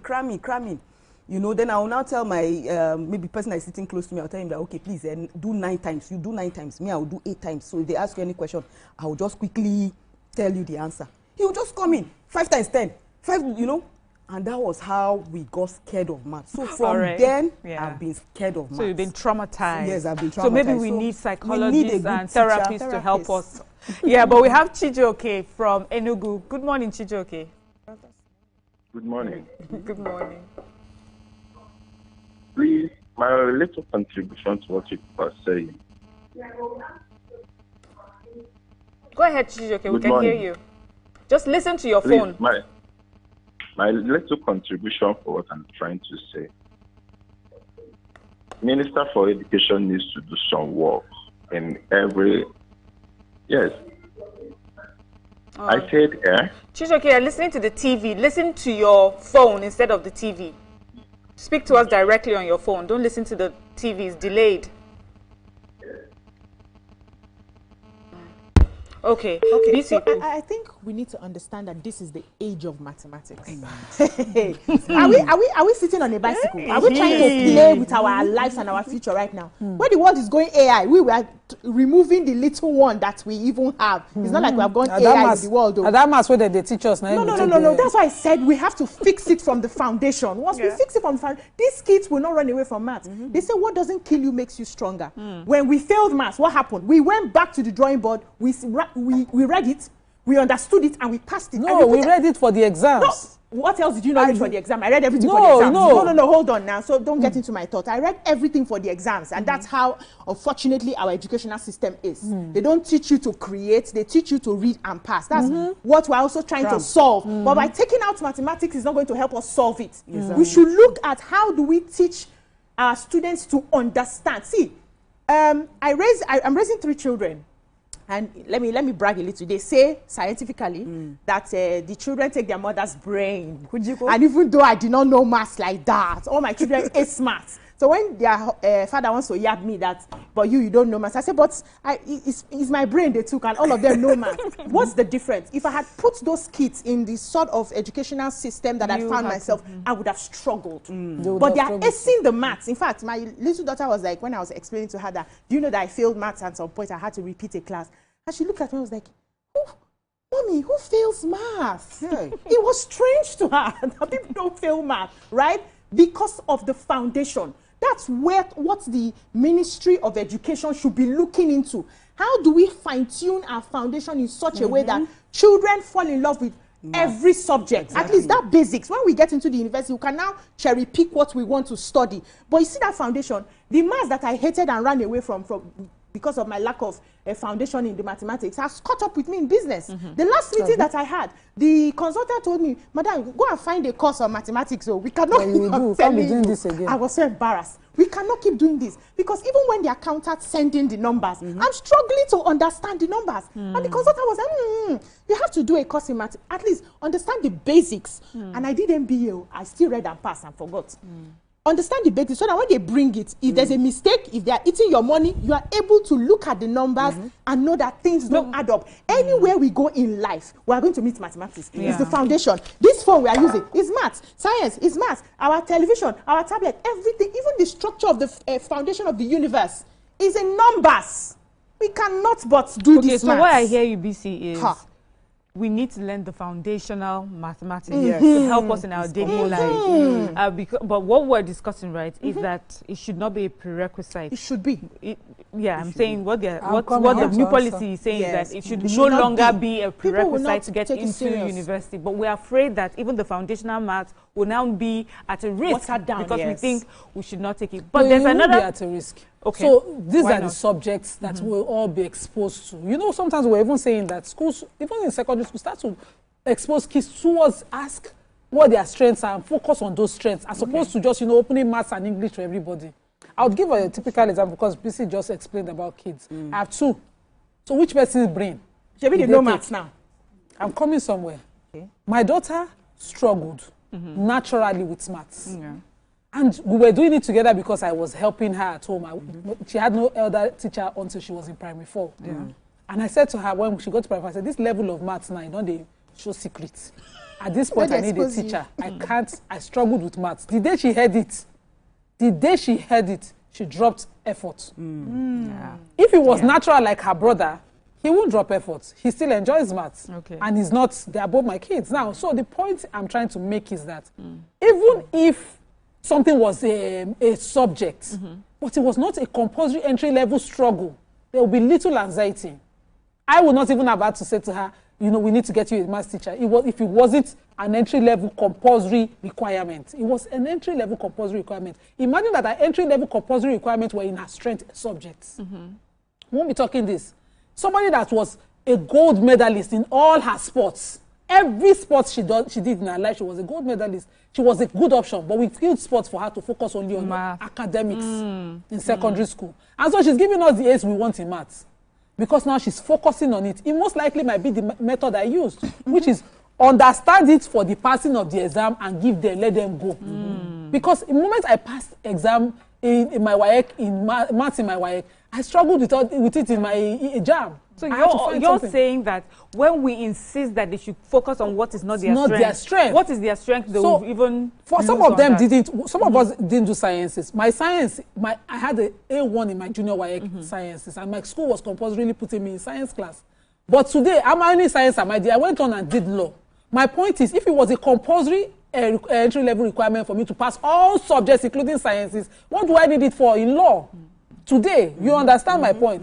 Let us cuckoo say all subjects are compulsory and see how, or find your feet in and get a compulsory for required subject.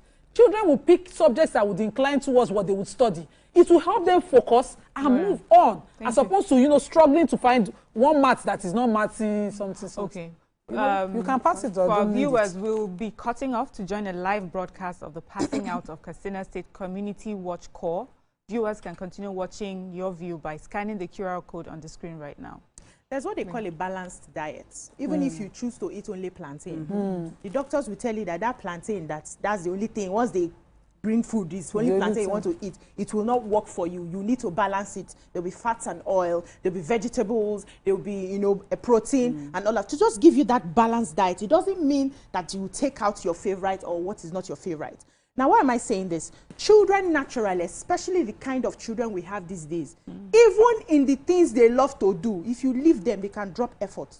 I'm dealing with it. I have kids that they are gifted in this, they are skilled in that particular thing, and what's going on now? I don't feel like, I don't want to do it anymore. I don't want to anymore.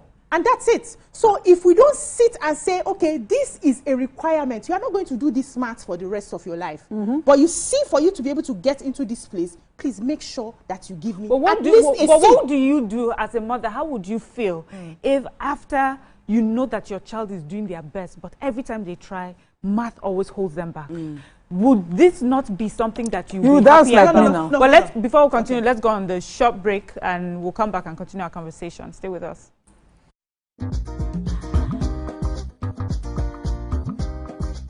Stay tuned. Your View will be right back. Our people, our nation. Look how far we've come together in the past 65 years. Growth and endless national possibilities. Our fashion has become a global statement of our creativity.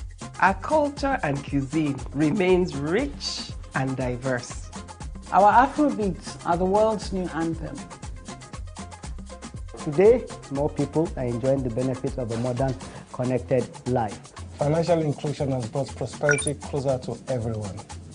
Nigerian talents are setting global standards, from the boardroom to sport fields, arts, education. Indeed, we've come a long way. As we mark our 65th Independence Day anniversary, we at MTN Nigeria are proud to celebrate with you. Happy Independence Day.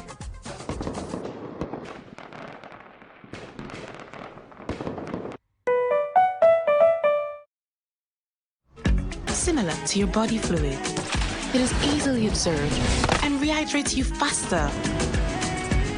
Replenish your ions with Pocari Sweat Iron Supply Drink.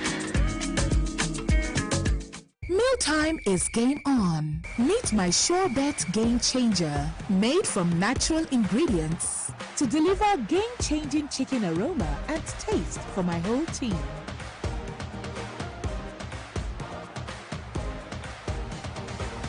Mom, why did we not use this before? Upgrade your chicken game with game-changing chicken flavor from Maggi Chicken. My mama no lie, yo. Food way sweet, na money kill and plus everything combined, oh. Everything combined, oh. Ogbonge just the arrival. She tell me say na Devon King, so yeah, all she dey use fry, oh. Yeah. Now why did you love it this sweet like this? The chicken in the crisp like this. Fry the plantain. Introducing the new Devon King's Soya Vegetable Oil, available in stores near you. In a nation of over 200 million, where 60% are under 25, millions of brilliant young minds are locked out of the new economy for lack of digital tools. Zynex Technologies, in partnership with Conga Cares, has launched a convenient installment payment structure with 6 months interest-free. We invite government at all levels, corporates, alumni, politicians, and wealthy Nigerians to support our educational institutions to produce quality human capital by donating tech experience centers powered by 24-hour iPower alternative power solution with internet. Let's computerize Nigeria. To find out more, visit congacares.conga.com. Milo 3-in-1 Milky and Creamy is truly milky and contains calcium. So, no need to add milk for that rich, creamy cup, which helps to nourish your kids.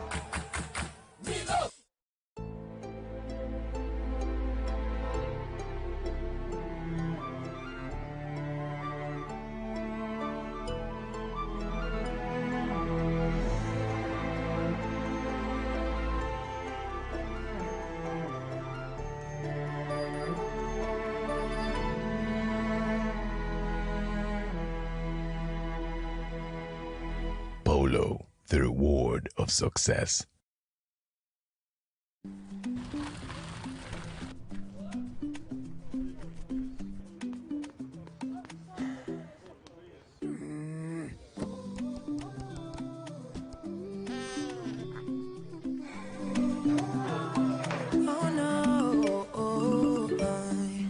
Feel free to imagine a world with no boundaries.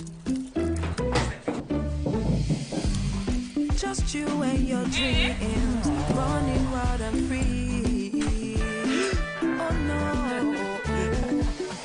life can be easy.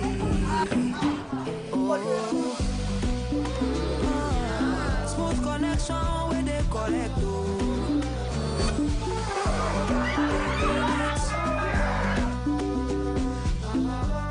No boundaries. Smooth connection where they correct. Progress no dey happen just like that. It dey come from support when you need am. Mommy, I got the school fees. You too much. Na money point oh. Money point, thank you. Customer, na transfer abi? Confirm. Bro, na transfer. Na money point oga. Oh, na confirm.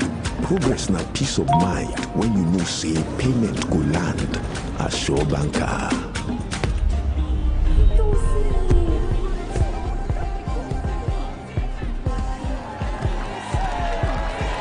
Progress na small wind where they carry person go far.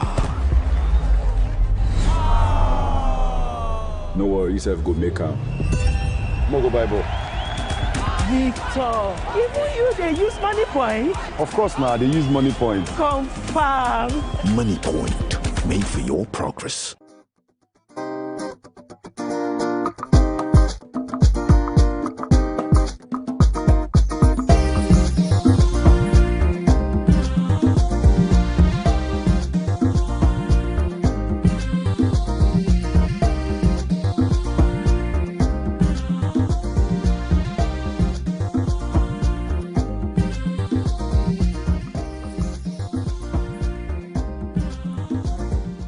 Thank you for staying with us, Ramatu. So I wanted to say that taking out maths will make our education system look a bit unserious, because to compete to all these international exams, most of them, they will test you for maths. We have SAT. Look at you have SAT, we have GMAT. GMAT is maths, so you must know how to. So I'm thinking if they take out this math, how our kids going to be able to compete, globally? When it comes to global, maybe if they are taking decisions and all of those things, how would they compete globally? So I think the education minister needs to sit down and reevaluate and think critically about it.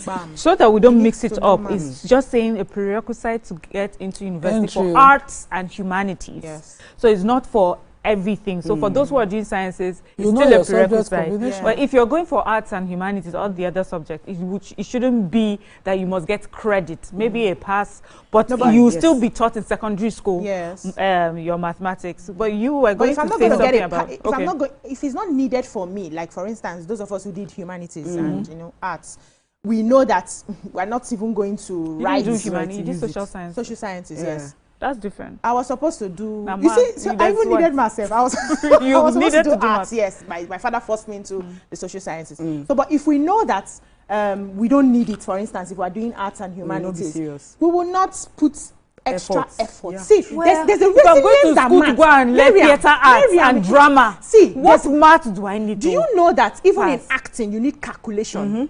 You should be able to calculate when the person stops speaking so that you can enter the calculator. Everything, How much mathematics when needs everything requires calculation. In music, you have to be mathematically brave. Yes, to be able to do the kind of science. It is a science. So for you to be able to do music effectively, you must be good in mathematics, because you have to follow the beats, you have to follow the rhythms. Everything in the universe is mathematics. So I must agree that we need a total overhaul of our education system. That one day. Focus on children or students' areas, foundational wise, and discover children from those foundations. Thank you. But entry-level requirement for a subject really can disenfranchise about what's the word? And then if we take out math for arts and humanities, do we take out English for sciences? Because I remember when we were in school, there's some students that were so good in all the science subjects, math, further math, physics, chemistry.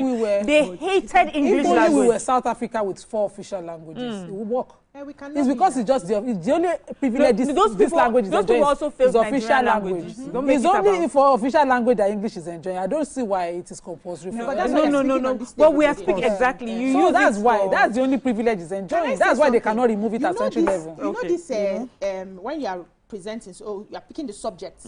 So for instance, you are going for arts, and the only thing that is stressing you there is one maths, because you are not picking, aside from the maths and English, you have an opportunity to pick 3 other subjects. You pick your favorites. We must not all do. See, in life, we need to understand that we must not do everything we love. Sometimes we need to do the things we don't love to get to the options. No, 3 maths and English is compulsory. Then 3 subjects that you like. 2 subjects that you like. No, it's 5. 3, 5. I'm not talking about jam. I'm talking about WAEC, which is the prerequisite now. So 2 compulsory subjects, and then 3 of the ones that you love, whether it's the fine art or any other thing. So if you cannot sacrifice and sit down and be resilient, and we're complaining that our young people today don't have a form of resilience, if you fail the math, you will write it again and you will pass it. Can we understand the levels of maths? I never failed the quantitative exam. There are different it's a form of maths. Maths day. Further maths still day. No, senior brother day. Do that. No. We didn't do that. It was for some levels of maths inclination.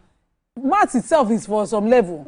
But you see, those of us on quantitative, we can still trade our market. I like how you keep calling quantitative. Yes, primary school. Maths. I wanted to take comments. Please take the comments. So, Engineer Tijani says, Good morning to the ladies. Numeracy is the foundation to understand and work with numbers, which is needed in our day-to-day activities. Maths is more than numeracy. If your choice of career has nothing to do with it, why should you bother about it? I believe this might be the angle the Ministry of Education is viewing it from. We can argue this, and it is a win-win for all. Okay. I just remember, of course, primary school is reading, writing, arithmetic. I remember that's on reading, writing, arithmetic. But then beyond arithmetic is what we're saying. Don't hold somebody's destiny down because they have to get maths. Do you have Donyak said math trains the brain to break down complex problems into smaller, manageable steps. Nigeria now than ever needs more logical thinkers and problem solvers. Thank you. Do you know what? Do you know? Let me tell you one of the things I wrote on my notes, but I've been thinking of how to bring it in before Nigerians come for me. I know that a lot of us keep screaming, Nigerians, the way we behave, we don't have head. We have not created anything. We have not done anything. I said, are you sure it does not have anything to do with our trauma with math? Many of us don't like math because of how it was taught to us. Many of us don't want to have anything to do with math. Maybe some of our issues is that we have to look to maths now to help us to become those sort of more constructive sort of people, more critical thinking, more logical. Now, when we remove it, we will be able to handle each other, even in traffic. Do you understand? If you are logical and you're in traffic, there's a way that you need to drive, knowing that there's another person behind you or in front of you or beside you. But we don't. Sometimes we just move around without logic because we don't know maths. Well, let me take Andrew. Andrew says quantitative reasoning or mathematics is quantitative mathematics. Okay. Moses Oluwakemi says, they are greeting themselves. Time Media says, math is not compulsory for art courses all over the world. There is no need to announce it as a policy. Talking to our minister. So, Ramatu, that's your maths compulsory. I think they do that for foreign students more. And they are more lenient on the side of their people there. But really, someone said, how will you budget in humanity without mathematics? Moses Ade. After says, exactly, Miriam, you will still be taught, but you mustn't get the credit to gain admission. Exactly. I agree. My own bone of contention here is that do not make it hit difficult things in the world. Let me just give one small comedy bit. Okay. So GCE 1998, I wrote maths, and on the day of maths, it was a Saturday. I wrote it by a cathedral. I just dropped my pen. I did not write anything. I watched the wedding because it was giving me anxiety, palpitation. Just lazy. So when my results came out, they dropped my nose, my tongue. My father was like, I give up. You don't want to be strong. He said, if you don't, this your WAEC that's coming up, this your main WAEC. If you don't pass maths, that's the end of it. So you're just lazy. So I had to do everything to pass it. It was not something that anytime I see you saw your results, when you it was too tough. I dropped even my result. They seized the exam first. I thought I would not pass until they released it and it was a C4. I was like, finally, because I didn't conclude any question. With all the effort I put in, I was happy. I felt I had achieved something. I was relieved. Okay, thank you. I was relieved. What did Rabatu get? Because Rabatu is quiet. I got a C. Okay, fantastic. All right, ladies. Thank you so much, ladies. That's all we can take on the show today. Join us tomorrow for another interesting conversation. I just need money. Bye. Leave the number.